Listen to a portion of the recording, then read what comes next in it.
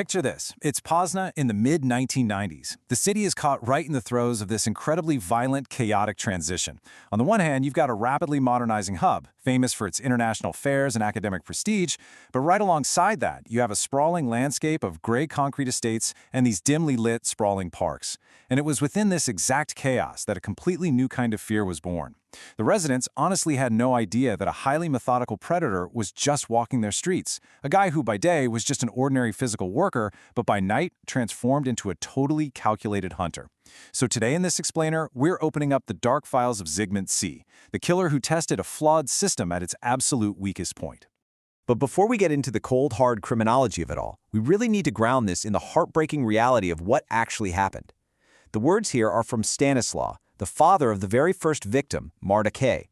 In the autumn of 1993, 24-year-old Marta, an economics student, was found dead near one of the city's main arteries, her library notes just scattered all around her. And incredibly, the authorities initially dismissed it as a non-suspicious death. It was a fatal, absolutely tragic error, because that 5-minute walk home became the terrifying starting point of a nightmare that would last for years. You see, the transition away from communist-era urban planning left behind what experts refer to as dead zones. We're talking specifically about the areas between the massive block estates of the Winogrady and Piatkovo districts. These were poor-lit, labyrinth-like spaces full of concrete and sparse, unkempt greenery. For your average citizen, they were just, an uncomfortable shortcut home in the dark. But for our subject, they were a perfect, natural hunting ground. Section 1.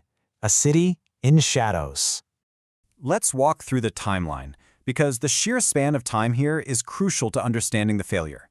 We're looking at 5 young, solitary women, all murdered on their way home over the course of nearly 4 years.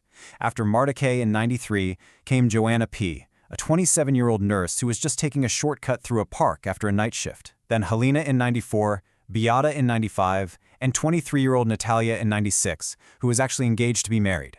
Every single one of them was attacked when they were totally alone, and the killer just operated with absolute impunity, year after year. Section 2. Hunting in Dead Zones. Zygmunt C wasn't just some chaotic madman acting on impulse. Not at all. He was highly organized using this terrifyingly simple 6-step formula. For steps 1 and 2, he'd meticulously select and observe women who were alone, maybe looking tired or distracted, in those unmonitored dead zones. Steps 3 and 4, he'd approach completely silently from behind, relying on total surprise. And finally, steps 5 and 6, he would conceal the bodies just enough, maybe in nearby bushes or an abandoned structure, just to delay discovery. And then, he'd simply walk away and blend right back into the city. To put this in perspective, Poland had definitely seen its share of terrible serial killers historically. You had Bogdan Arnold, who strangled his victims, sure, but he did it indoors, in the privacy of his own apartment. Then you had Pavel Tuklin, the Scorpion, who hunted outdoors, but he used a hammer. Zygmunt C essentially combined the most terrifying elements of both guys.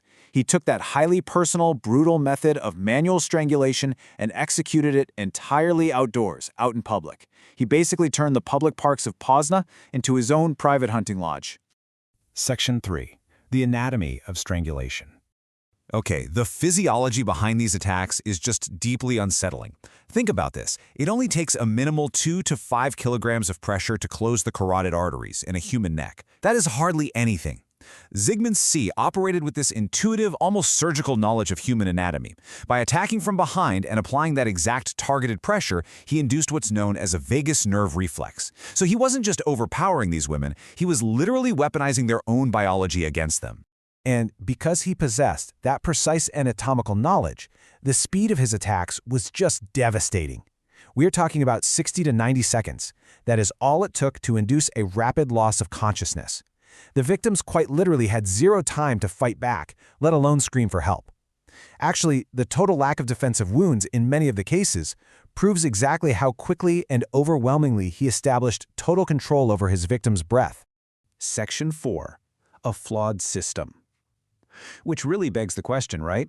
How did a predator this methodical manage to evade the authorities for nearly 4 years? Well, the 1990s in Poland was a time of absolute, top-to-bottom, systemic chaos.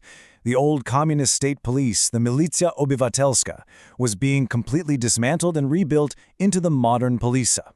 Because of this massive overhaul, they essentially had no centralized databases.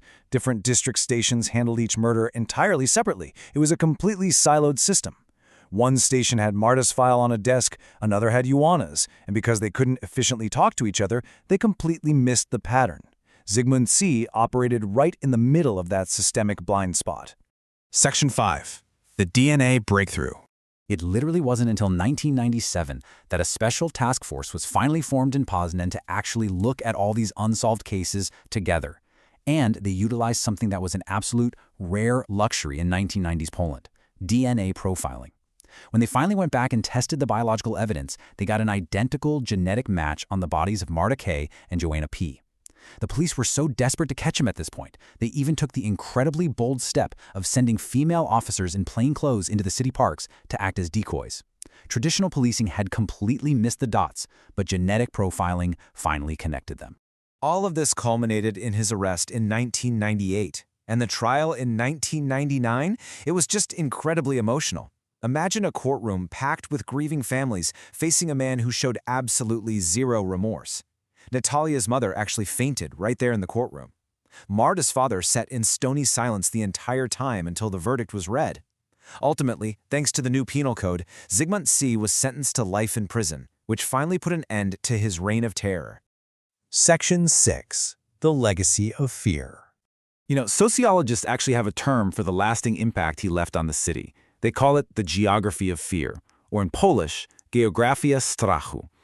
It's this fascinating, terrible phenomenon where terror literally reshapes the daily habits of an entire city. For years, women in Poznań abandoned their evening university classes. They completely stopped walking through the parks. Sales of pepper spray absolutely skyrocketed. The city's public spaces were basically voluntarily surrendered by half the population simply because the fear of the Strangler was just that paralyzing. So the big takeaway here is really just how much things absolutely had to change. Our cities today are vastly different. We've got ubiquitous CCTV cameras running facial recognition. We have incredibly advanced computerized geoprofiling algorithms, systems like Dragnet and Rigel that can mathematically pinpoint a killer's likely home base. DNA analysis is now a fast, standard procedure, not some rare luxury. And legally, we've established precedents for much harsher sentencing when it comes to predators targeting vulnerable victims. The systemic failures that let Zygmunt C roam free have, for the most part, been engineered right out of modern law enforcement. But I want to leave you with a final provocative thought here. Yes, our technology has evolved leaps and bounds. Yes, our police forces are highly interconnected now, but urban planning still creates shadows. In today's highly surveilled world of ubiquitous cameras and instant DNA profiling, are we ever truly safe? Or, if we look closely enough, are there still those who wait patiently in the unlit dead zones of our modern cities? Definitely something to think about the next time you decide to take a shortcut home in the dark.